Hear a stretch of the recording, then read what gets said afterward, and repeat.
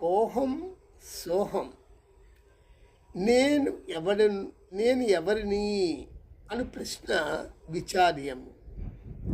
ఇది తపోమార్గము. కానీ ఈ ప్రశ్న మనస్సుతోని బుద్ధితోని చలించి చిత్తముతో వేయరాదు. అంతర్యామి అయిన నేనను భావనయే సాధకునిలో నుండి ఈ ప్రశ్న వేయవలేను. ప్రశ్న అడుగుతున్న అహంత అంటే అహంకారం ఆత్మతోటి సహజన్ముడు. ఆత్మతోనే అహంత ఉంటుంది ఎప్పుడు కూడా. ఒకసారి మీరు అహంత అంటే అహంకారమా లేక ఆత్మ అని కన్ఫ్యూజ్ అవుతూ ఉంటారు. అలా కన్ఫ్యూజ్ చేస్తుంది అహంత. అహంత ఆత్మతోడి సహజన్ముడు. అతని ఛాయ ఈ అడుగువాడి ప్రశ్న అట్టి ప్రధాన వస్తువునందు సత్యవస్తువునందు ప్రతిధ్వనించి తన్ను తానా సత్యము వస్తువే అని, అంటే తన్ను అంటే ఎవరు ఇక్కడ? అహంకారమే ఆ సత్యవస్తువు నేనే అని ఎరుకపరుచుకుంటూ ఉంటుంది. కాబట్టి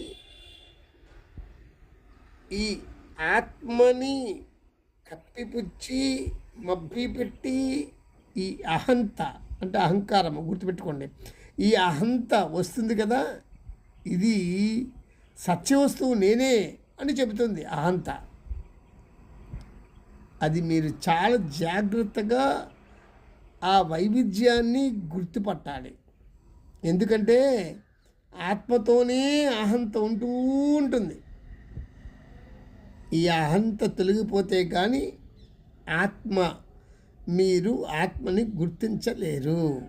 ఇది నేను చెప్పే విషయం. ఆత్మ సర్వవ్యాపకం, అందులోనే సర్వ పదార్థాలు ఉండగా మనిషి తాను జడమైన శరీరంలో ఉన్నట్లుగా తలుస్తూ ఉంటాడు. ఇది ఎట్లా ఉన్నదంటే, ఒక వస్త్రం మీద చిత్రింపబడిన చిత్రాన్ని చూసి చిత్రంలో ఉన్నది వస్త్రానికి ఆధారమే అని భావించినట్లు. బట్ట అనేది జడ పదార్థము. దానికి తన మీద తాను బొమ్మ గీచుకునే జ్ఞానము లేదు. అది చిత్రకారుని శక్తి. మన కర్తవ్యం కర్త అయిన వారిని గుర్తించటం, అంటే ఆధారాన్ని గుర్తించటం.